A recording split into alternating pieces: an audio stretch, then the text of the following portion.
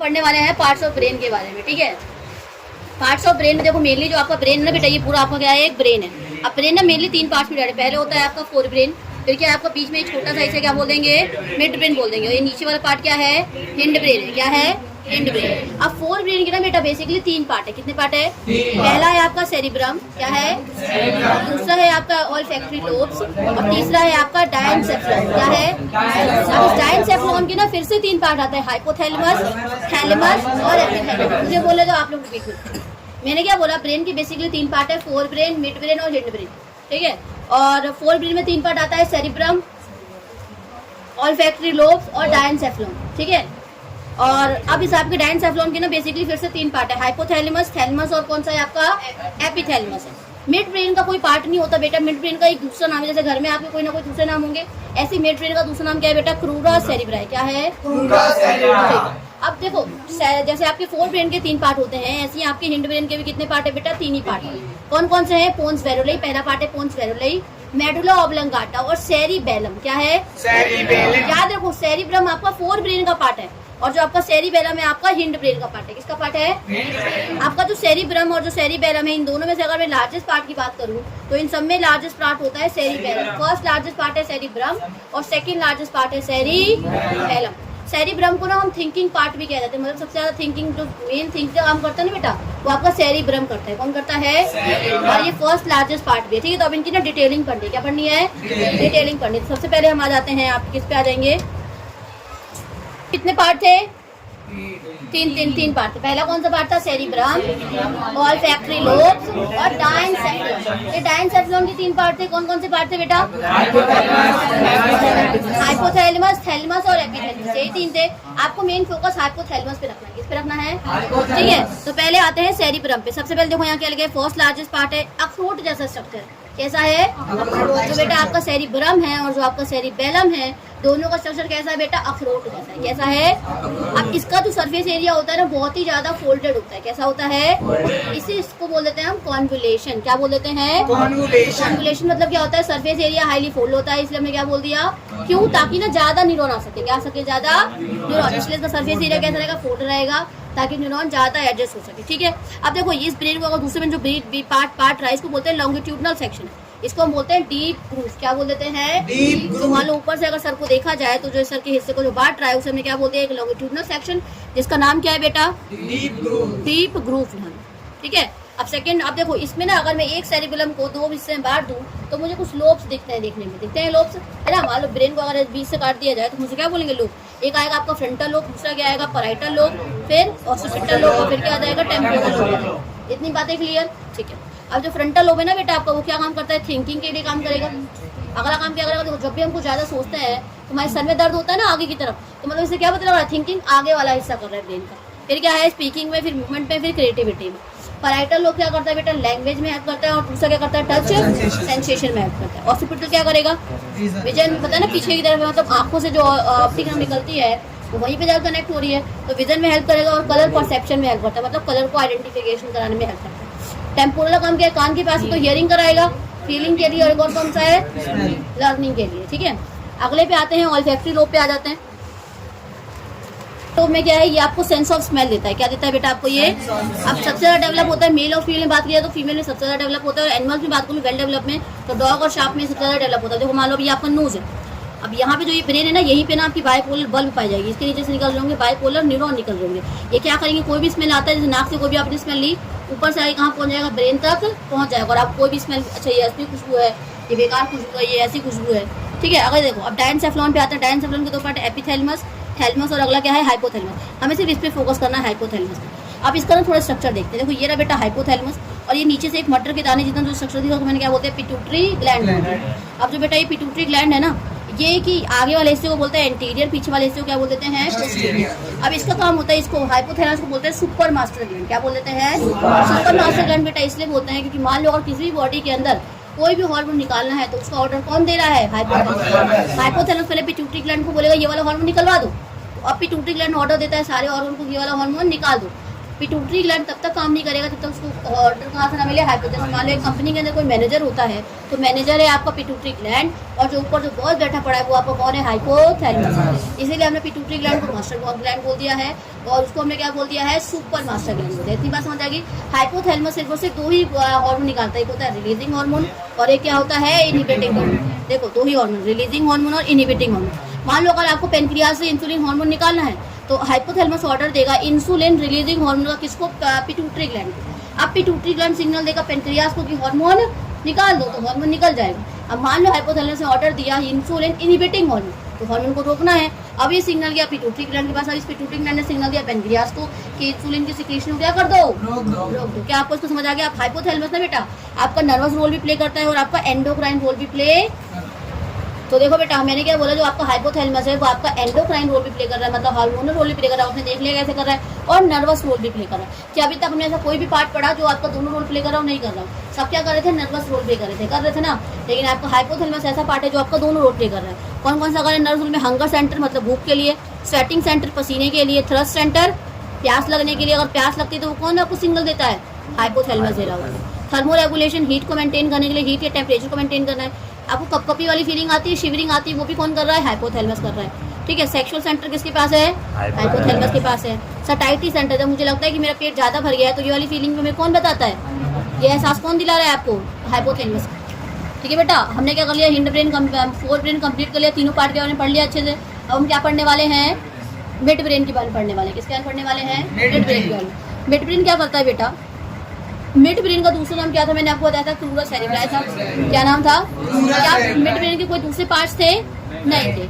तो mid brain का दो ही काम है, एक आपके विजुअल रिफ्लेक्स को मेंटेन करना, दूसरा किसको, ऑडिटरी रिफ्लेक्स को मेंटेन करना। विजुअल रिफ्लेक्स क्या होता है, मान लो अगर मुझे कोई चीज़ देखनी है, दिख नहीं रही तो हम तो पास जाएंगे ना, तो अपने आप ना मेरा हेड ना आगे जाने लग जाता है। इससे मतलब क्या पता लग रहा है कि विजुअल रिफ्लेक्स में क्या होता है, कोऑर्डिनेटेड मूवमेंट आपकी आई और हेड की होगी, जो मेरा अपने आप सर आगे आने लग गया है, और जो आँख जिस तरीके से मूवमेंट शो करता है वो हमारी कौन सी मूवमेंट हो गई, विजुअल रिफ्लेक्स हो गई। और ऑडिटरी रिफ्लेक्स क्या हो जाएगी बेटा, जब मान लो मुझे कोई चीज़ सुननी है तो जो मेरे कान की और जो मेरे हेड की कोऑर्डिनेटेड, मान लो उस तरफ कोई दीवार की ना उस तरफ बात करें, तो हम दीवार की तरफ कान करने लग जाएंगे, वो हेड भी जाएगा साथ साथ। तो ये हमारी कोऑर्डिनेटेड मूवमेंट है किसकी, ईयर की और हेड की। तो इसे हमने क्या बोल दिया, ऑडिटरी रिफ्लेक्स बोल दिया। हिंड ब्रेन के कितने पार्ट होते हैं, फिर से 3 पार्ट। कौन कौन सा है, पोन्स वेरुलाई, मेडुला ऑब्लंगाटा, और थर्ड पार्ट क्या है आपका, cerebellum. Cerebellum second largest part है। कैसा पार्ट है, सेकंड लार्जेस्ट। अब इतना एक डायग्राम देखते हैं, डायग्राम ज़्यादा अच्छा समझेंगे। इधर देखो, ये आपका एक ब्रेन है, ठीक है। अब इस ब्रेन में बेटा देखो, ये आपका फोर्थ ब्रेन है, ये आपका मिड ब्रेन है, और इतना पार्ट क्या था मेरा, पूरा हिंड ब्रेन था। ऊपर वाला पार्ट ये जो आपका पार्ट है, इसे मैंने क्या बोल दिया, पोन्स वेरुलाई बोल दिया। क्या बोल दिया, और इसके नीचे जो जा रहा है इसे मैंने क्या बोल दिया, मेडुला ऑब्लंगाटा।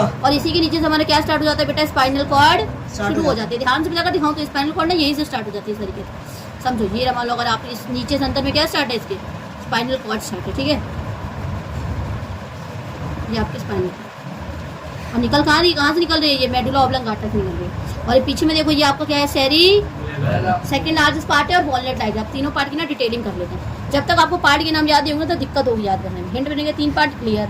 पोन्स वेरुलाई क्या करता है, आपके फोर ब्रेन को, आपकी फोर देखो ये रहा पोन्स वेरुलाई, आपके फोर ब्रेन को कनेक्ट किससे कर रहा है, हिंड ब्रेन से कर रहा है ना एक तरीके से। पोन्स वेरुलाई है हिंड ब्रेन का पार्ट, तो ध्यान से देखो जरा, जो आपकी फोर ब्रेन है उसको हिंड ब्रेन तो यहीं से स्टार्ट हो रहा है, तो हिंड ब्रेन से जोड़ा किसने एक्चुअल में तुम्हारे, इसको पोन्स वेरुलाई तो जोड़ रही है बीच में। तभी तो देखो मेरा पीछे भी हिंड ब्रेन है, यही मेरा हिंड ब्रेन है। तो फोर ब्रेन को हिंड ब्रेन में जोड़ने वाला पार्ट है कौन सा, पोन्स वेरुलाई, ठीक है। पोन्स वेरुलाई का बेटा सिंपल सा दो ही काम है, ब्रीदिंग में हेल्प करना और स्लीपिंग साइकिल को मेंटेन करना। तो ये क्या करता है, ब्रीदिंग में हेल्प करता है, और दूसरा क्या है, कंट्रोल स्लीप साइकिल या बायोलॉजिकल क्लॉक। मान लो मैंने रात के 9 बजे सोती हूँ, सुबह इतने बजे उठ जाती हूँ, मेरी बायोलॉजिकल क्लॉक है, कब उठ रहे हैं कब सो रहे हैं, तो ये मेंटेन कौन कर रहा है, पोन्स वेरुलाई कर रहा है। एक और काम क्या है, ये सारी सेंसरी इन्फॉर्मेशन को कहाँ पहुँचा देता है, सेरिबेलम के पास पहुँचा देता है, ठीक है।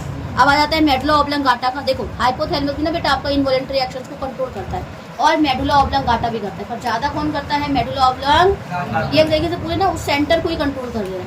और हाइपोथैलेमस सिर्फ एक छोटे छोटे पार्ट को, जैसे मान लो पसीना आना ऐसे, लेकिन जो मेडुला ऑब्लंगाटा है वो पूरे दिल के फंक्शन को कंट्रोल कर रहा है। हार्ट बीट हो गई, ब्लड का निकलना हो गया, कैसे निकल रहा है, क्या कर रहा है, तो ये सब मेडुला ऑब्लंगाटा के अंदर है। तो most of the involuntary action को कौन कंट्रोल करता है, ठीक है।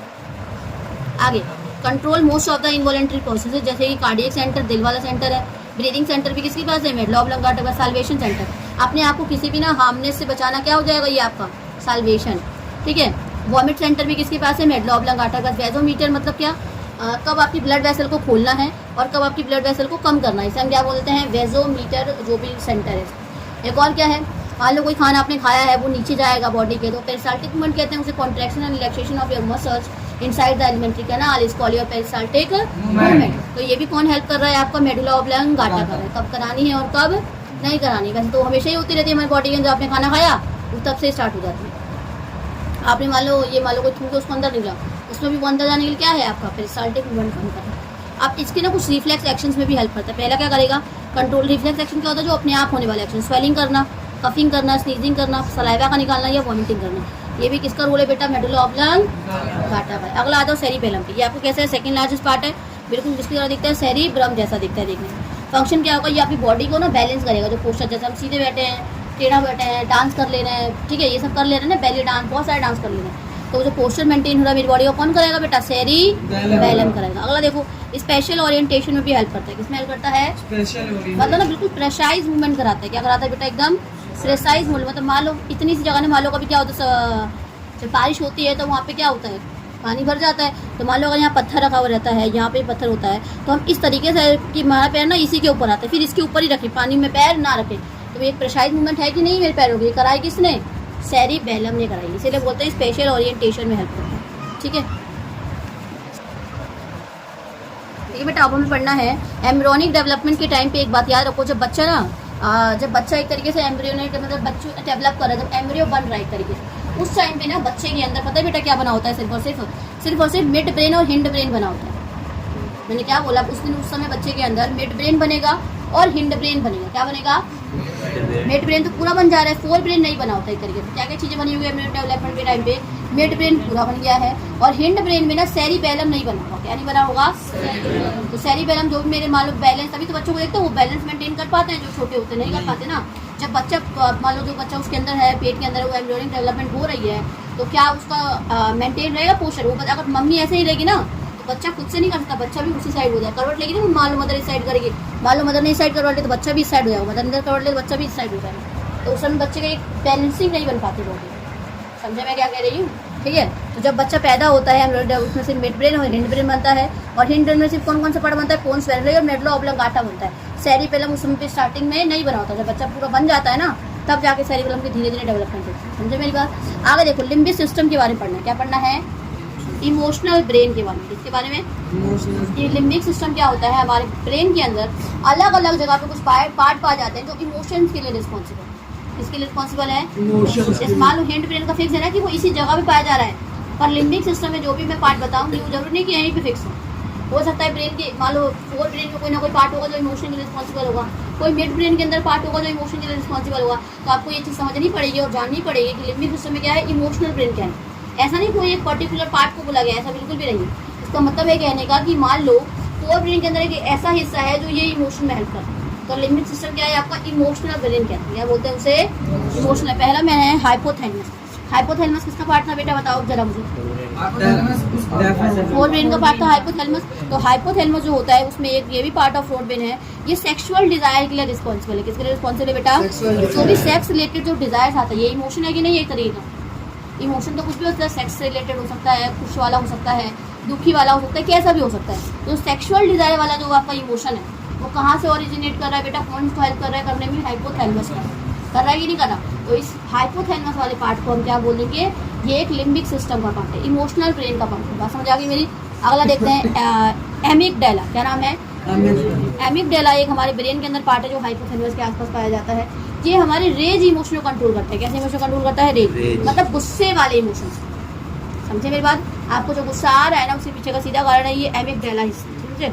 अगला क्या है, हिप्पोकैम्पस। क्या है, हिप्पोकैम्पस है, ये मेमोरी को कंजर्व करके रखता है। क्या करके रखता है, ये सेरिबेलम के आसपास पाया जाता है, ये हमारी मेमोरी को क्या करेगा, कंजर्व करेगा। बहुत पहले की बातें याद रखनी, बहुत लोगों की मेमोरी चली जाती है ना, मतलब वहाँ पे ना उसका हिप्पोकैम्पस ना सही से पूरी तरह मतलब क्या हो गया, वहाँ का कुछ हिस्सा क्या हो गया, मेमोरी डिलीट हो चुकी है एक तरीके से। अगला क्या है, नेविगेशन स्किल। कुछ लोग पता है क्या होता है, अगर वो एक जगह कहीं पे चले जाए उनको रास्ता याद हो जाता है, तो उसको नेविगेशन स्किल बोलते हैं। कुछ लोग नहीं होते कि रास्ता याद उनको याद हो जाएगा, अच्छा इस गली से ही जाना है, यहाँ जाना है, वहाँ जाना है, उनको याद हो जाता है ना।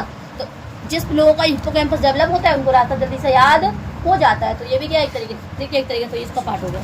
ठीक है। अब एक बात बताओ, तुम्हें पता है जो बच्चे होते हैं ना, छोटे बच्चे, उनका जो हिप्पोकैम्पस वाला एरिया है 3 साल तक डेवलप नहीं होता।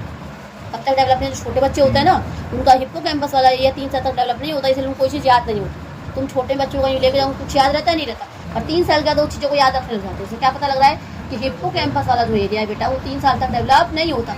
लेकिन 3 साल के बाद क्या हो जाता है, यहाँ क्या लिखा, due to not develop well up to age of 3 of infant babies can't memorise anything up to age of 3। जो बेबीज होते हैं वो 3 साल तक कुछ भी याद नहीं रख पाते। इतनी बातें क्लियर है अच्छे से, ठीक है ना।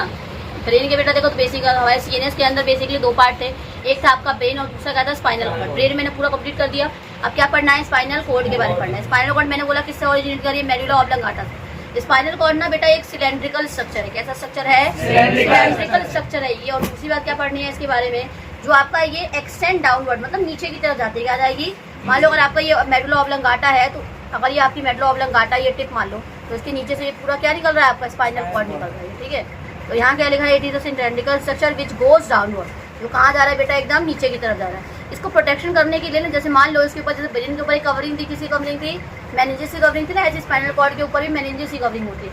कितनी लेयर थी, 3 लेयर थी, इसके ऊपर वही 3 लेयर वाली बात है। फिर उस मेनिंजेस के ऊपर ही ना बेटा वर्टिकल कॉलम आ जाती है, वर्टिकल कॉलम आती है। ये आपकी रीढ़ की हड्डी है आपके पीछे, तो रीढ़ की हड्डी के अंदर मेनिंजेस, और मेनिंजेस के अंदर क्या आ रहा है, स्पाइनल कॉर्ड आ रहा है। कुछ इस तरीके से डायग्राम देखो, ये आपका क्या है, एक तरीके से वर्टिब्रल कॉलम। अभी देखो ये क्या है, स्पाइनल कॉर्ड, और ये 3 कवरिंग, पायामीटर, एरेक्टिनोइड और ड्यूरामेटर। पता है मैंने इसे आपको कैसे दिखाया, मान लो अगर मैं यहाँ 3 पेज लेके देखूँ ना, तो ये 3 लेयर है ना, मान लो, तो इस लेयर को ना कुछ इस तरीके से हटा के दिखाई, इस तरीके से। साथ में देखोगे तो वो एक लेयर लगेगी, और समझाने के लिए ना मैंने कुछ इस तरीके से लेयर दिखाई, ठीक है। यहाँ पे ऐसी अलग अलग दिखा रहा है, पायामीटर, एरेक्टिनोइड और ड्यूरामेटर। पायामीटर अंदर वाली होती है, एरेक्टिनोइड बीच वाली, और ड्यूरामेटर लास्ट वाली। स्पाइनल कॉर्ड का मेन काम क्या होता है आपको पता ही है, सारी इंफॉर्मेशन को कहाँ पहुँचा देना, ब्रेन तक पहुँचा देना, ठीक है। और इसी के साथ हमारा सीएनएस वाला टॉपिक पूरा का पूरा क्या हो जाता है बेटा, खत्म हो जाता है। हमें पीएनएस वाला पार्ट पढ़ना है, ठीक है।